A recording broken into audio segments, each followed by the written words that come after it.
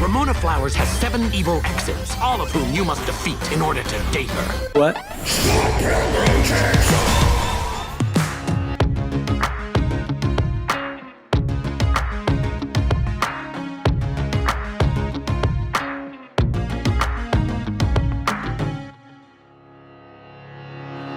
Hi, this is Sam Stone here at New York Comic Con 2023 in Den of Geek Studios with Bryan Lee O'Malley and BenDavid Grabinski, the creative talent behind Scott Pilgrim Takes Off on Netflix on November 17th. This show, I think, as we've seen from the trailer, it's a completely fresh Scott Pilgrim experience, yet keeps some of the broad strokes. How was it kind of like threading the needle between the story that we all know and love and yet keeping it new, exciting, and fresh for viewers?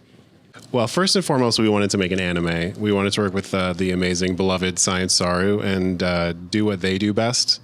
So we just kind of tried to create a version of the story that would open things up for them.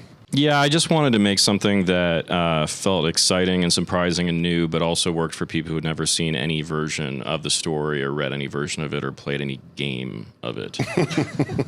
This show takes place in a nebulous period within the early aughts, a period that's seeing a lot of kind of like reappraisal and appreciation. Like, how was it kind of setting it, like, about approximately 20 years ago, 15 years ago into the past, and really kind of leaning into that period?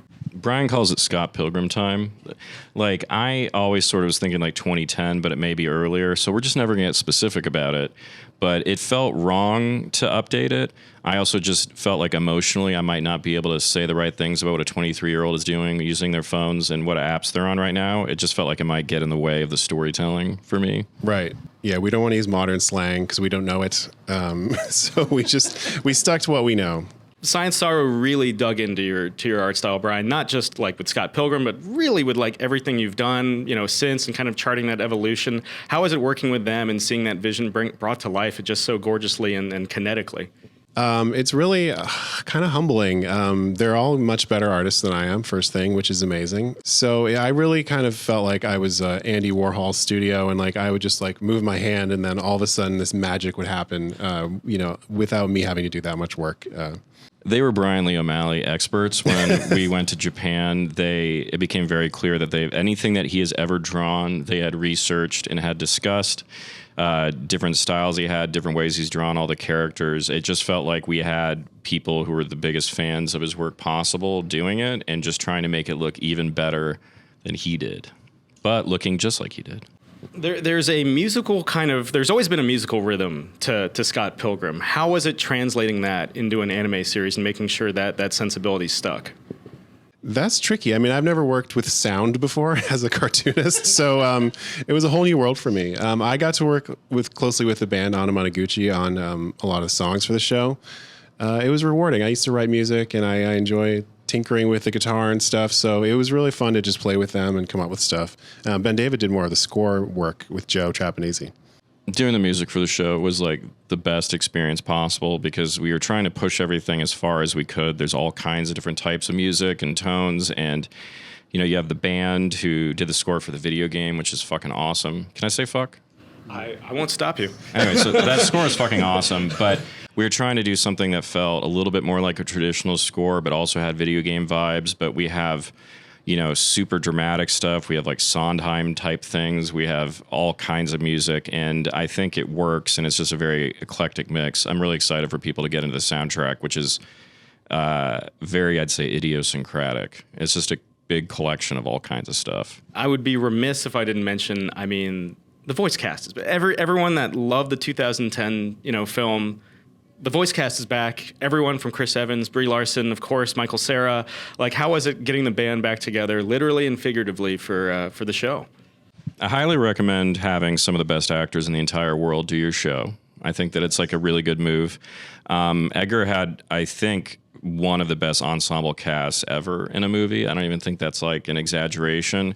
So to get all of them back was incredible. It's like you're baking, but someone gave you like the best ingredients in the whole world, so you don't even have to be like that good at it. But we started from a point of like trying to write the best scripts we could and make the best show we could. And then when we got them, it just felt like it put it over the top. I mean, it's really helpful to have people who are very good at their job doing your show. Yeah, I mean, and it put us on a higher level when we're trying to write for them. Like knowing the possibility Chris Evans, Mary Elizabeth Winstead, et cetera, are going to be possibly doing your lines. You're just like, this should be really good. Let's try really hard. Writing Lucas Lee dialogue, knowing it's going to be Chris, is really fucking fun. There's all these guys, like Brandon Routh is someone who's been in everything I've made, and I always feel like he's funnier than people even realize. And just trying to get new stuff from these people, it also feels like of a piece of their performance in the movie. They're doing all kinds of new stuff that's funny and dramatic and emotional that I don't think people will expect. Like they all worked like really hard.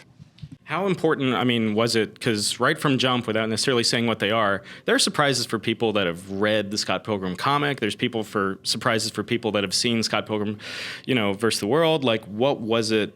How important in that process, and how difficult was it to create those surprises for the show? Well, I do want to say that if you have any interest in watching the show, I would try to watch it very quickly or stay off the internet, because there's stuff that people are going to ruin immediately. I think that like by 8 a.m. Friday morning, there's stuff that will be all over if Twitter, I don't even know what you call these things anymore. Turn your phone off. I'd highly suggest, because we've done a very good job at keeping a lot of fun stuff as a surprise, but it was just really important to us to make something that felt completely unpredictable, because at the end of the day, we didn't want to feel like we were just a cover band. We want to feel like we were doing like a new song. Yeah, I wanted to feel like I'm making something new, as opposed to just kind of trying to perfect something that I've already tried to do in the past. So I think we did, as you said before, we thread the needle and we try to do our best, and I think it's fun. Be sure to get in on the action with Scott Pilgrim Takes Off on November 17th on Netflix. I'm here with Bryan Lee O'Malley and BenDavid Grabinski. Guys, thanks for swinging by. Thanks, dude. Hell yeah, thanks, Den of Geek.